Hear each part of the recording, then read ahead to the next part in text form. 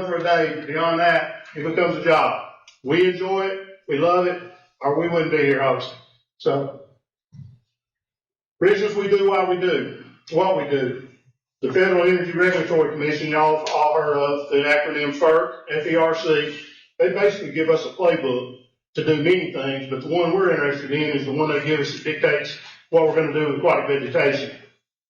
For the Coosa River, Tallapoosa, even some of the dams individually, we have invasive species management plans, nuisance vegetation plans, and basically mosquito control plans, which is what a vector control plan is in our eyes. That's our mission statement. I'm not going to read it. Let y'all have a second to take a look at that. Just while you're reading, I just want to highlight that one word meaning. There's a lot of users of these lakes, and our job is to try to satisfy everybody the best we can, and that becomes a pretty good tight wire we're walking sometimes. You got homeowners that live on the lake. They're paying taxes. They live there. They look at it every day. They want it to be nice and pretty and clean. You got pleasure boaters that just come in and drop their boat in for the weekend. You know, they don't want to get any vegetation in their boat. They want to just get out there and ski and ride around and have a good time. Fishermen, the ones we hear from most of, obviously, really the least of the guys out there that fish are the ones that are most vocal. I mean, they fish just as much, but there's a few that are the squeaky wheels. They want all vegetation left alone. Nothing we do can be right. Myself, my team members, we all fish too. The guys on our team are tournament fishermen, and you know, it's hard to educate somebody on a topic that they don't want to be educated on. So we struggle with that with fishermen. Most of them understand what we do, and they're glad that we do it, and we take care of these lakes. These lakes rank among the highest on the state's list every year. So we're proud of that, and we're proud to, you know, partner with the state on that, with the Department of Fisheries. We're dealing with regulators, other environmental groups, and all water managers, just like Alabama Power. We deal with a lot of municipal water intake structures up and down our system. So we're dealing with those folks too. We don't just spray indiscriminately. Here's our guideline set. This is set forth by the Federal Fish and Wildlife Service, Department of Conservation, Alabama, Bureau of Land Management are a few of the ones that have a voice in this. They're the ones that help establish these plans. They monitor these plans, and we send them annual reports on these plans, and they always commend us on a job well done. And we're proud to have that record with them. But if somebody calls us, or if we see a problem out there on the lake that we know needs attention, it's going to have to really meet one of these criteria for us to take any action. We're going to talk about each one of these real briefly, but you can see in red, public health hazard is number one. That's going to be dealing with mosquitoes. If that's an issue, that's going to be the first thing we're going to take care of. If it's a threat to the power generation at the dam, you know, we don't want to let it get to that point. If it restricts the use of the lake, recreational use. And obviously, if it's a threat to the ecological balance, which we're starting to see more and more of on our system with exotic plants. This is the typical site where you might have public health issue. The vegetation gets so thick and dense. Underneath that vegetation, obviously, is water. There's also a Kevlar mat, essentially, of a root system under that vegetation. The fish that are in there, it can't get to the mosquito larvae, so you start having a bad problem with mosquito, coming off that. We'll either come in and spray this, or, you know, we'll take other means to clean it up. I'm going to talk just a minute about the mosquito program, which is joined at the hip with the aquatic plant management program. You really can't have a mosquito program without an aquatic plant management program the way we manage anyway on reservoirs.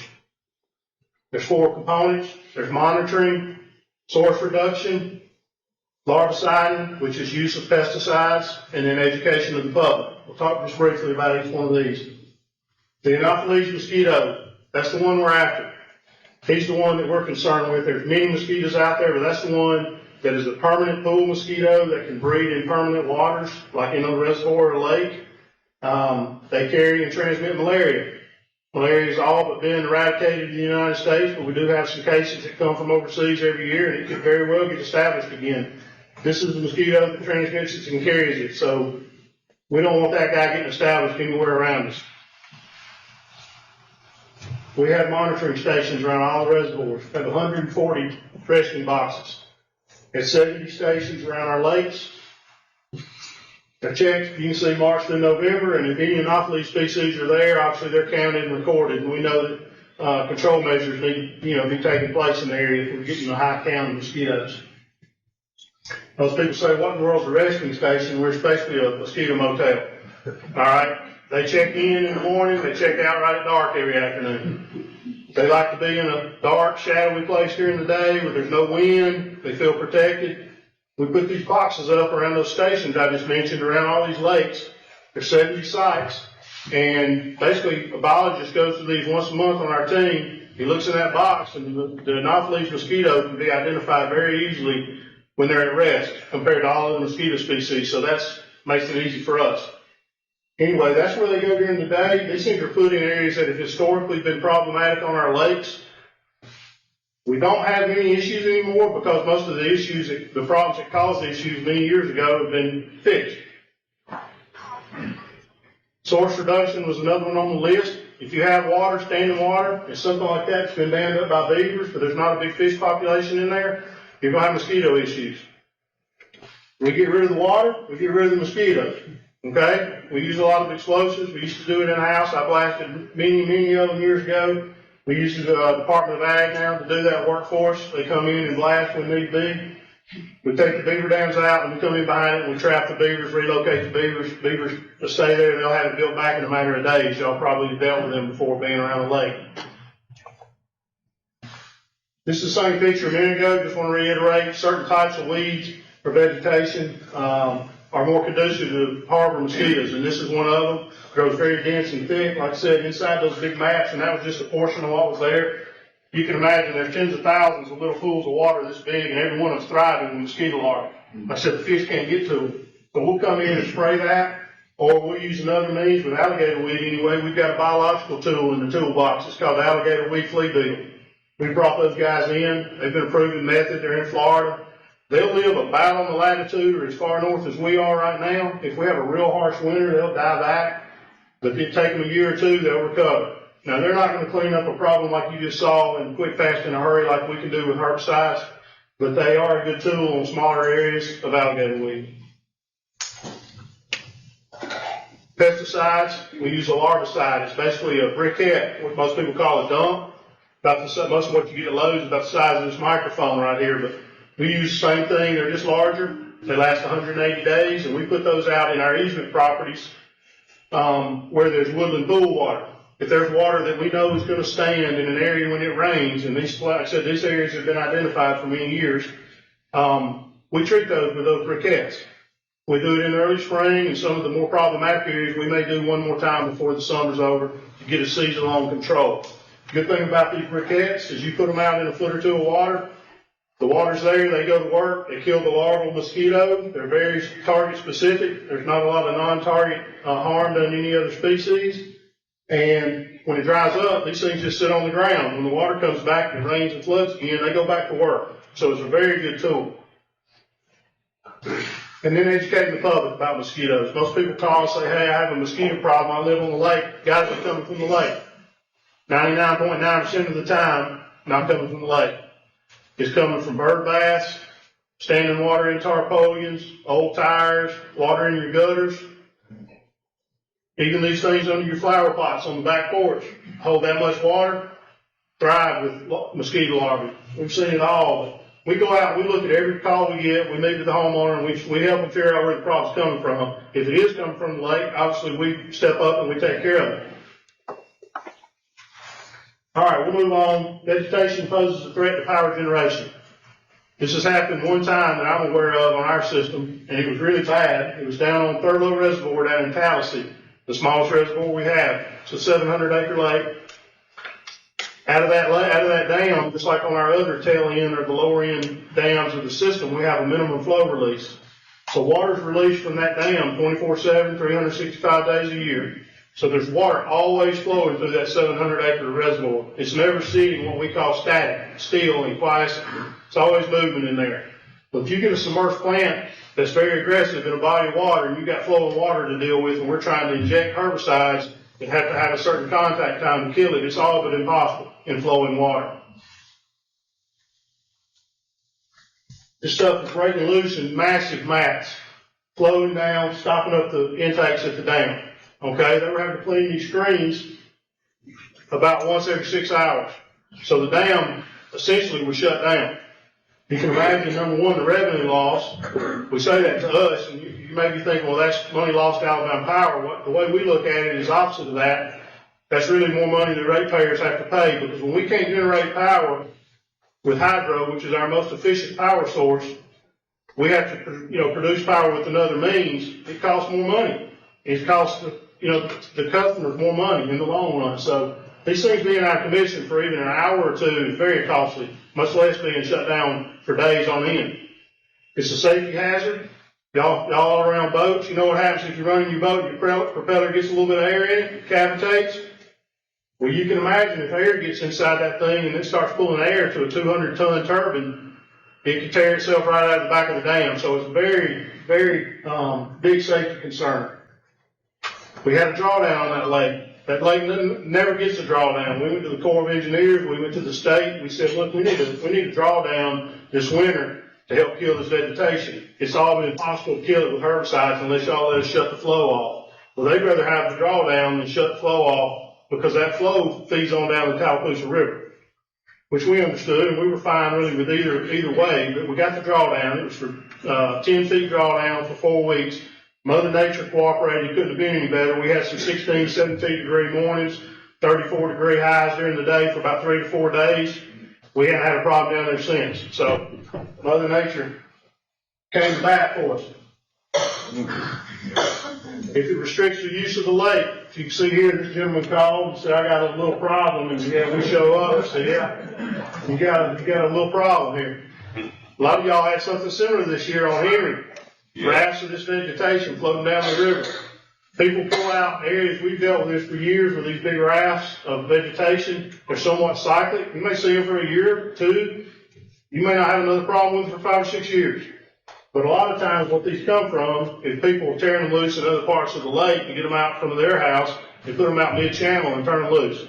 And obviously they're going to flow down and create a problem for somebody else, not to mention a bad boating habit, especially at night. Anyway, this guy obviously called, and yeah, this is the kind of stuff we take care of. I mean, we're going to give this guy some relief as quick as we can. We're going to come in and spray that. We're not going to physically remove these mats in all cases, but we're going to come in and spray it, and we're going to kill it and get rid of it.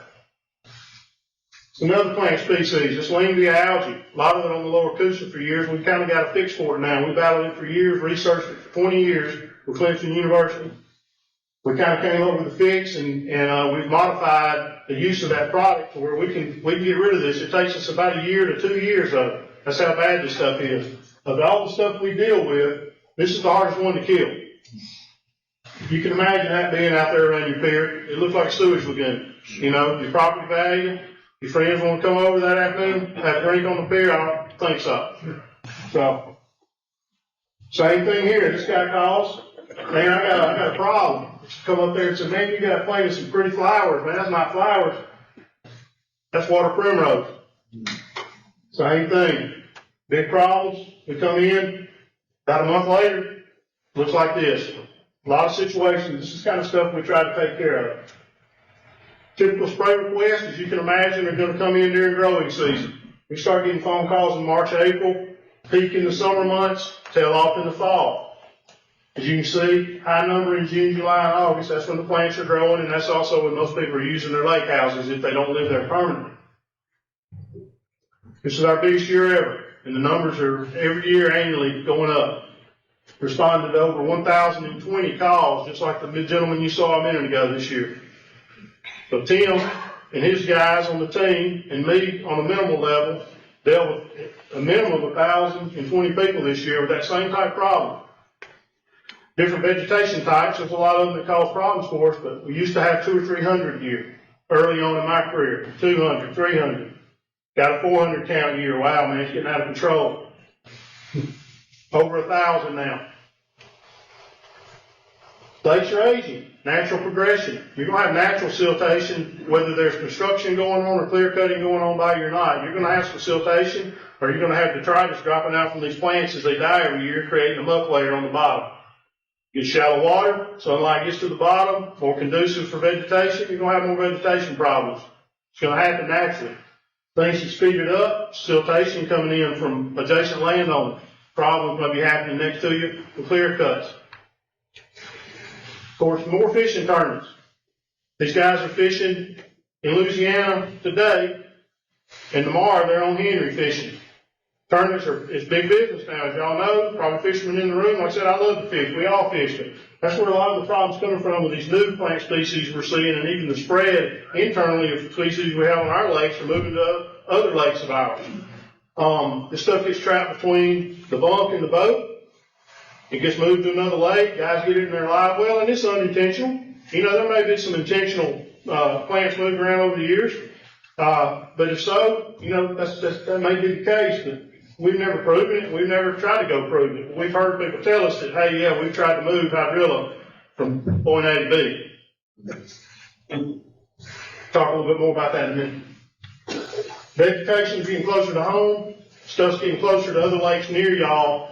That's bad news. There's other plants out there that are bad. Hydrilla, milfoil, Salvinia, water hyacinth, water lettuce. Y'all probably saw some water lettuce and water hyacinth on y'all's lake more so this year than ever. We've treated a good bit of it up here.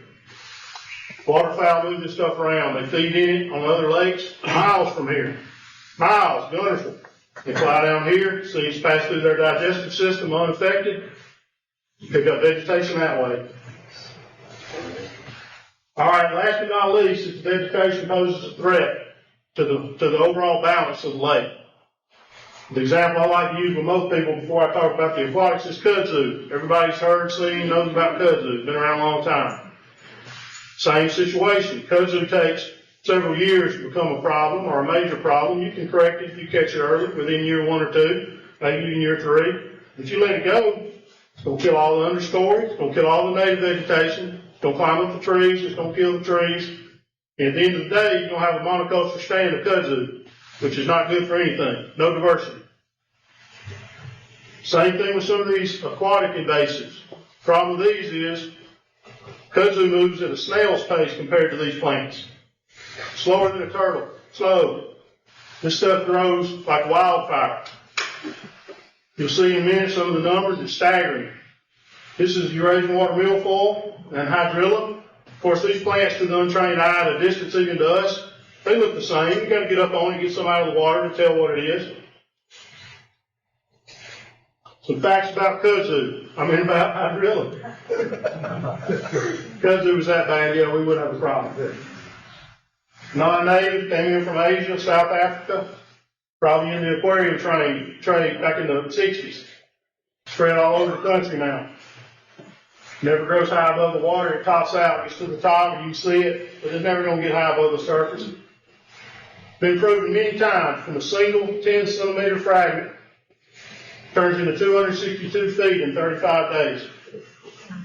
You don't have to have a seed. You don't have to have roots. All you need is a stem that big. And that's what it does. So you can imagine if you have 100 of those in an area as big as this podium top. What if you have 10,000 fragments? So once you get a colony of that stuff growing, and a prop boat goes through it and chops it up, all it does is spread it. It doesn't kill it. It just spreads. That just creates more spread. The fragments float and move out in the lake. They settle down somewhere else. You got more. So basically that one stem starts growing, gets that long, and it forks. Those forks grow, they fork, That's how you get, it's exponential growth. That's a picture of the lake close by. That's Gunnersville. 25,000 acres of topped out hydrilla and Eurasian water milfoil. That's what happens if it's left unchecked. I obviously don't tell you to scare you, show you that to scare you, but that's what happens. I've been doing this really since when I was a student, since 1990 at Auburn. I've been working with this group, and I've heard about it since then at these annual meetings we go to. I've been involved with, been the president of all the societies across the country, representing the company. And nobody that I'm aware of in this management practice has done, luckily, what we've been able to do thus far, and it's because of the power company's diligence and money support to battle this plant. If you let this plant go for one growing season, you're behind the 8 ball, you won't ever catch up. Not in a big system like we have. Nobody's ever done it in the country. can't be done. It's too much money. It's not, you just can't fix the problem. You can't put your toothpaste back in the tube. It'll grow in 15 to 16 feet of water on the Coosa River from top to bottom. You got to remember, Gunnersville's a 70,000 acre lake. You got 25,000 acres of this. Okay? It grows in low light conditions. Takes 1% light to grow. So it can grow down really deep. In Florida, in spring water, it can grow in 30, 40, 50 feet of water. And it grows from the bottom all the way to the top. We've had it on the Coosa River. We battled it on Bolden Reservoir a couple of years back. Went immediately to the company when we found it. A homeowner called in. They're our eyes and ears. They said, man, we got something different here by our pier. Josh Irvey, who was on our team, y'all probably heard him talk a few years ago. He went down and took a look at it. I drilled it. These people obviously don't know where it came from. Came off of a boat probably. Maybe a bird brought it in. Irrelevant to us at that point how it got there. The quarter acre of it. We went in and treated the 10-acre area around it to hope and pray we got all the fragments that may have floated away from this because it was in somewhat of an isolated area. 3 years later, we had 550 acres of it. And the next year, we battled it and worked on it everywhere we found it and thought we had it beat down, thought we had it whipped. That was year 2. About year 3 is when it exploded.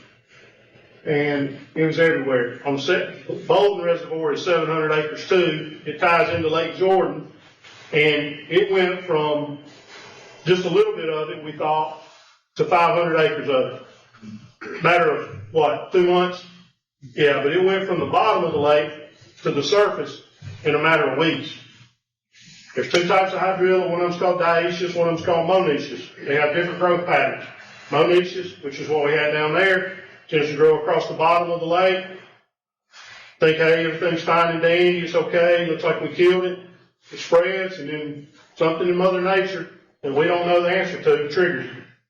It reaches to the top in a hurry. So we treated routinely, and we stocked a lot of grass carp, and we haven't had to treat it now, Tim, in how many years? 3 seasons. Pardon? 3 seasons. 3 seasons now we haven't had to treat. So we attribute that to a couple of things. Us being diligent to stay on top of it, spray it, treat it regularly. The company's, ability to fund that project. Most people don't have that luxury. Luckily, the power company had enough funding in place and were able to give us enough funding to buy the herbicides we need. These herbicides are very expensive, and it takes a lot of it in deep water like that. Put the grass carp in. Tim and the team been monitoring now 2 to 3 seasons for it. We went out and you take this sampler, you stick it in the bottom of the lake. It's a 4-inch diameter pipe. Get on the boat, jam it down in the mud, pull it up, and take basically a core sample. You sieve that through a sieve, and these little tubers and turions that are in there, they're basically, let's call them seeds, but they're called tubers. I was with them on year 1, I guess, and the first sample I pulled up in an area that big had 56 tubers in it. And those tubers just lay there dormant. They may decide to grow in a week. They may not grow for 4 or 5 years. So we've been waiting on the monster to reappear. It hasn't, but we know the tubers are still there and they're still viable. They sprout. Tim and the guys have still been doing the surveys, and what we're finding is when that stuff sprouts and gets about that high out of the bottom, it's getting nipped off by the grass carp. So they're doing their job. Now if it sprouted at a real high rate, if 80% of what's there sprouted at one time, they couldn't keep up, and we'd be back kind of behind the 8 ball again. The trick is to catch it early, catch it before it has time to produce the seeds, not let it get mature. That's the trick. Now the part you're not going to want to hear is it's on Henry, down in Permitter Creek.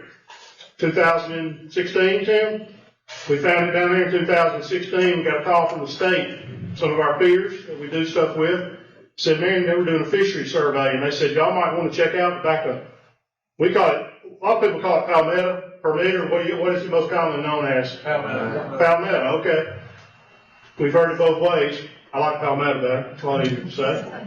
But anyway, we went in and treated, and we've had to treat it once a year when did we skip, Tim? 2020?